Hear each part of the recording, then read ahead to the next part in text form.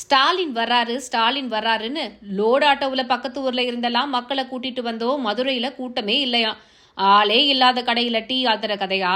ஒரே ஒரு குறுக்கல் வர்றார் வழி விடுங்கோன்னு ஸ்டாலின் வேன் மட்டும் தனியா போச்சான். மக்கள் கூட்டம் அதிகமாகும்னு எல்லா இடத்துலயும் கடையை மூடி இருந்தாங்க. ஆனா மது பிரியர்கள் பாதிக்கப்படக்கூடாதுன்னு டாஸ்மாக் கடையை மட்டும் திறந்து வச்சிருந்தாங்க. ஆளுக்கு 200 500ன்னு சொல்லித்தான் மக்களை கூட்டி வந்தாங்க.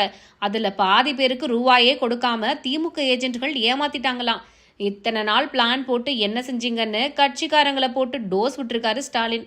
மதுரையில மாநாடு நடத்தி கெத்து காட்டின எடப்பாடியார் வீடியோவை இப்பதான் பார்த்திருப்பாரு போல முதலமைச்சர்.